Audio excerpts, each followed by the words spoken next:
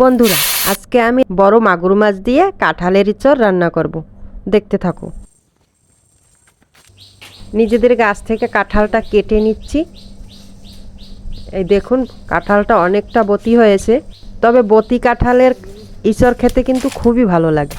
তার উপর রান্না করব মাগুর মাছ দিয়ে, অনেক টেস্টি হবে। কচি কাঁঠালের কোয়াগুলো খুব ছোট ছোট হয়, তাই আমি একটু বতি কাঁঠাল নিয়েছি। এবারে তেলটা দিয়ে নিচ্ছি। মাছটাকে একটু লবণ আর হলুদ দিয়ে আগে কড়া কড়া করে ভেজে নেব। মাছটাকে আমি শুধু লবণ আর হলুদ দিয়েই কড়া কড়া করে ভেজে নেব, কারণ মশলা দিয়ে ভাজা হলে কিন্তু মশলাটা পুড়ে যাবে আর মাছটা ভালো ভাজা হবে না।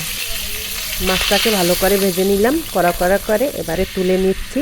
আমি আর একটু সাদা তেল দিয়ে নিচ্ছি, আর ওই তেলের মধ্যে মরিচ বাটা, হলুদ বাটা, আমি হলুদ আর মরিচটাকে শিলপাটায় বেটে রেখেছিলাম। আর বাটা মশলা দিয়ে রান্না করলে যে কোনো তরকারি অথবা মাছ মাংস খুবই স্বাদ লাগে।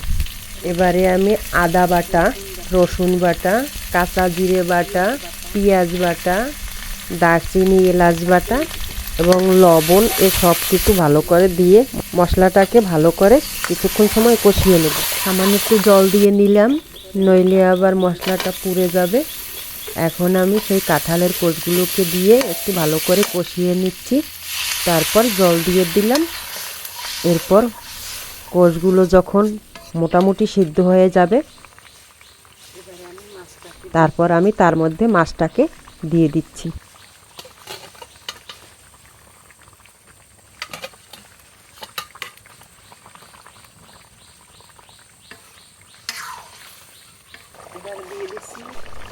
এবারে দিয়ে দিচ্ছি সেই টালা জিরে বাটাটা,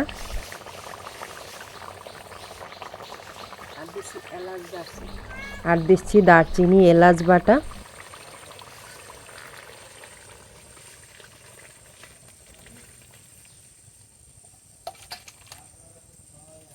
এরপরে মাছের ঝোলটাকে তুলে নিচ্ছি। একটু শেষে তেল পোড়া দেব। তেলের মধ্যে কয়েকটা জিরে দিয়ে নিয়েছি।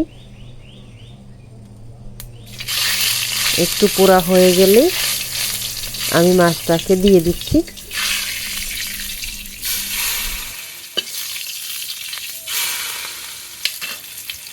এবারে রান্না বাড়াটা প্রায় শেষ প্রান্তে।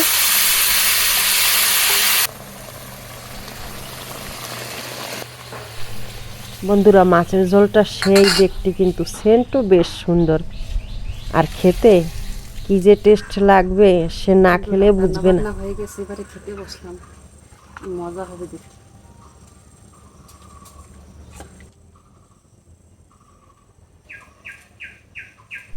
বন্ধুরা, ভিডিওটি ভালো লাগলে লাইক, কমেন্ট, সাবস্ক্রাইব করে দিও, আর ভালো থেকো। সেই স্বাদ রে বন্ধু।